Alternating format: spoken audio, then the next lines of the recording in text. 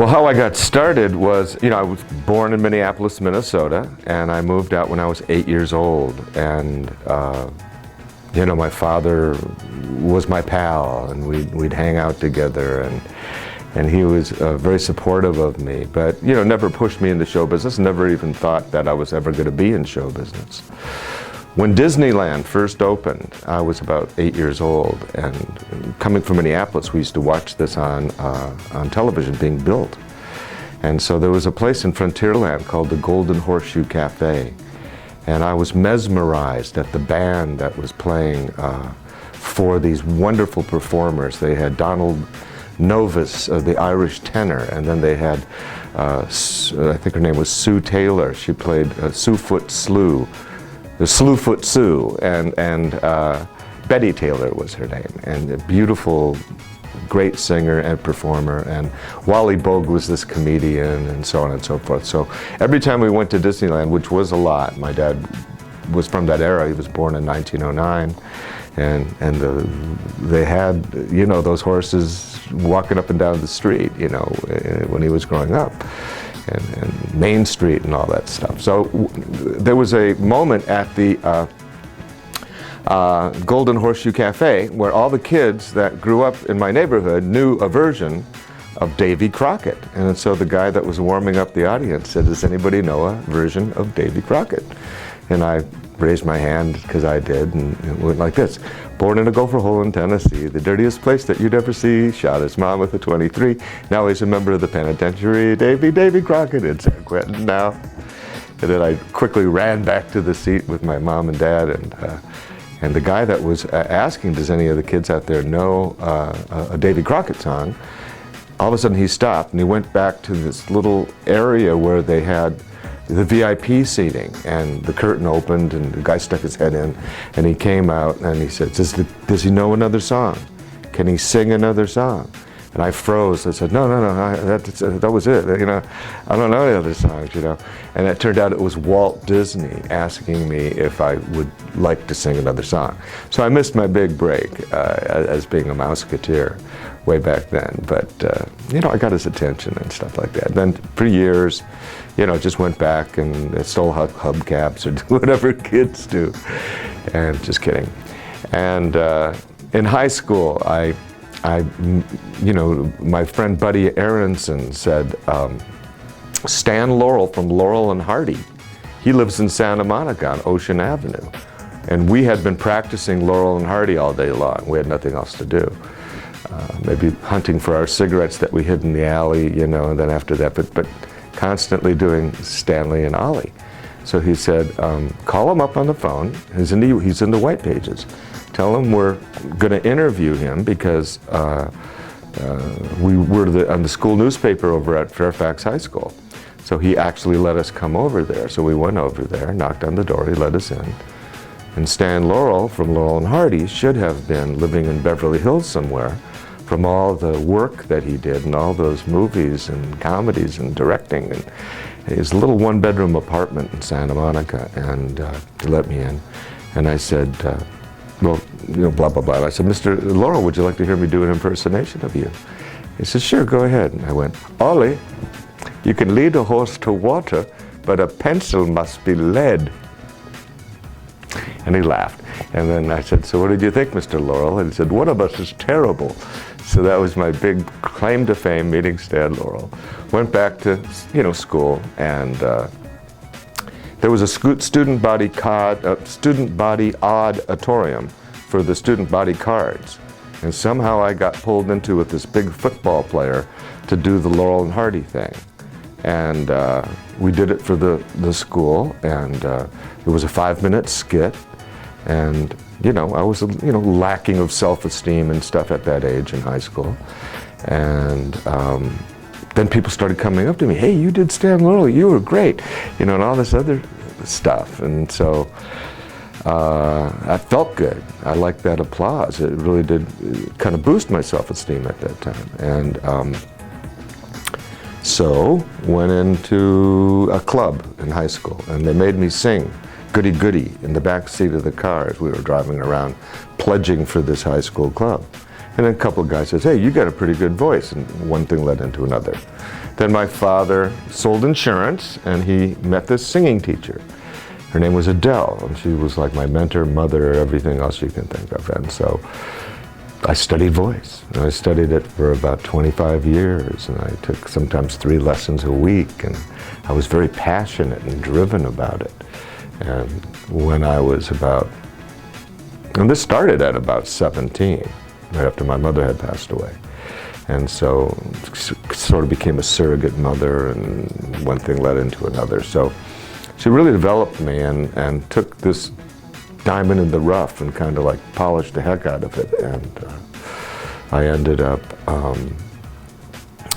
doing some auditions, and one thing led into another, and then I'm now about 22 years old. I went to a theater arts major during the Vietnam War. I was a theater arts major at Los Angeles City College, you know, with such people as Cindy Williams and people that really did make it big.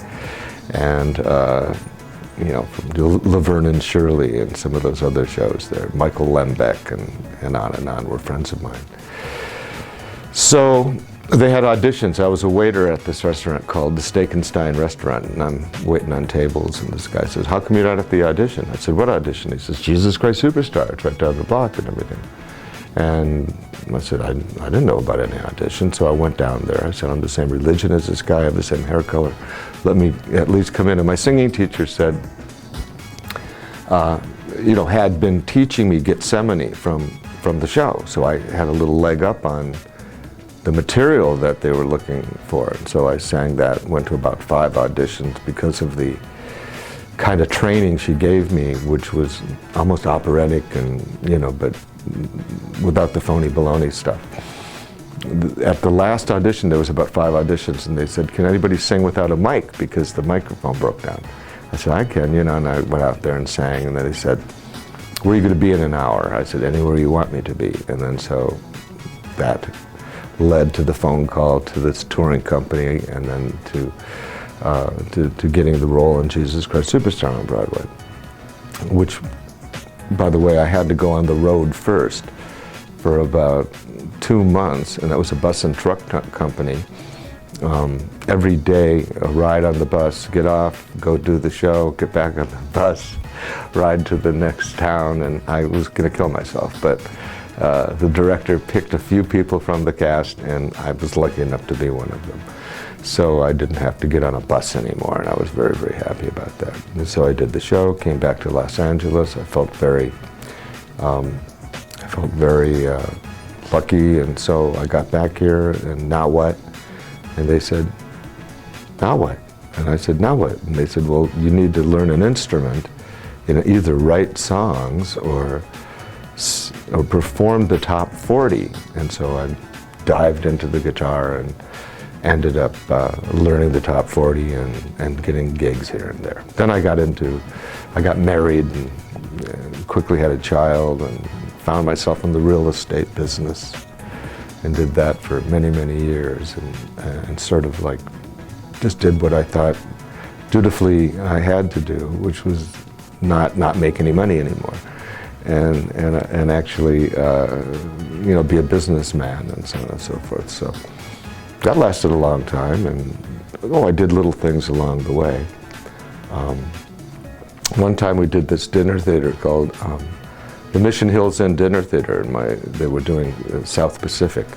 They said we need an Emile Debec, and then so I got somehow through a girlfriend the role of Emile Debec. I said, "I won't do it though unless my son can play the little boy that bounces the ball and says, dites-moi, pourquoi?" So he got into the show.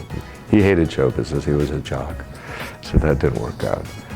But for him to be in show business. And then just went back and doing all my things, because it takes up a lot of your time to be in the real estate business. And then about 2007, when the market completely crashed, I was lucky enough to sell this real estate franchise I had. I was looking at the phone, it wasn't ringing. I had the secretary pick it up to see if there was dial tone. I mean, it was that bad. And so it just sort of, you know, got to the point where I was very lucky, blessed, somebody paid anything for it. I was going to give it away. And you know, got ill with an illness that caused me to say, why chase money? You know, go back to your art. And, you know, one thing led into another. And I got called from the Jewish Home for the Aging, and they wanted me to do a show for the seniors there. And then a friend of mine gave me a list of other places like the Hollywood Belmont and the Sunrise communities and various places that, you know, have assisted living. So I was never exposed to older people because my parents never really lived that long. You know, my mother died when she was about 58. My father died when he was about 76. So we take the older people out of society and we put them into these places. So I didn't hardly even know they existed. I mean, if you drive or walk down the street, you don't see any old people walking around. Well, I like the reaction of, I like the fact that I'm communicating with you, I'm moving you if I can. You know, especially if you're listening to me. It's very difficult if you're not buying a ticket to come and see me, because you're talking to your friend at the table, you're having a drink, you know. And but just in general, it's being part of the unit that produces music. I don't look at myself as the star of the show or anything like that. I consider myself one of the musicians in the band. It just so happens that my instrument is the voice. And I've got a very well-developed voice, and I know what to do with it, just like a real good sax player knows what to do, and not step on you and you're singing and play over you and all this, and that we can kind of like merge together and play as one unit that people love, people like, and you know, I'm obsessed with doing a good job, and you know, I just really like kind of like communicating and expressing myself and getting you to be moved by it, by the musical experience. Mazel tov. No, I say thank you. That was great. That's wonderful. Where is the wedding going to be? You know, how many people are going to attend? And I offer. See, I've learned the hard way that, you know, when they want some ceremonial music, that I have my ceremonial people that I farm out to them, like a string quartet to play Here Comes the Bride and all that other stuff leading up into walking down the aisle. Or a brass quintet, you know, with a little stronger sound of the same thing. I have those people at my disposal. So I let them know that this is possible, and that out of the 7-piece band, we have, we could create a trio for the cocktail hour. So that's no singing going on. And so there would just be like a guitar, a bass, and a piano player. And they're just playing doodling music and, you know, songs and stuff, but not obnoxiously, you know, so that people can mingle and talk, and it's their time, you know, during that cocktail hour. And then there's a whole array of things that happen. Maybe when the bride and groom come into the room where the dinner party is going to be held, that's the first dance. And the band will play the first dance, and maybe I'll sing the first dance, which is usually what happens.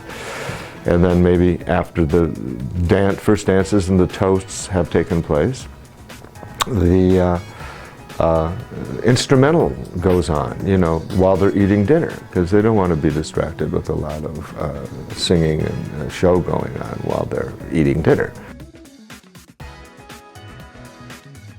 You have to believe in what you're doing. You have to love what you're doing. And then you have to put your blinders on and not let the world distract you from doing what you know in your heart you need to do.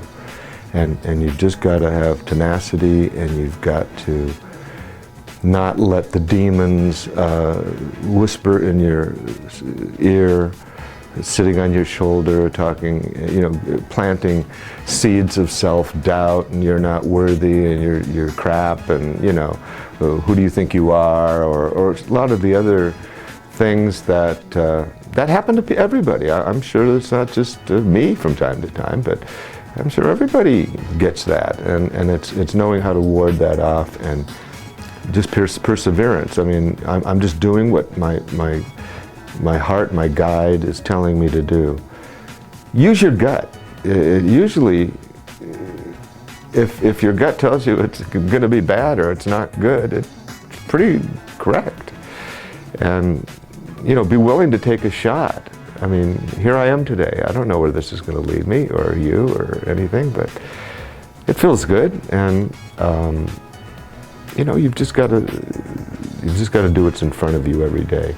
You've got to pick new things to do all the time, and you've got to try, and you've got to learn, and you just can't ever stop going, because that's when you fall apart, and that's when, you know, the worst thing a man can do is say, I wish I would have done something, or I wish I would have done that. Just do it. What can happen? You're not going to break. You know, you'll bounce back, you know, but you'll probably get what you want.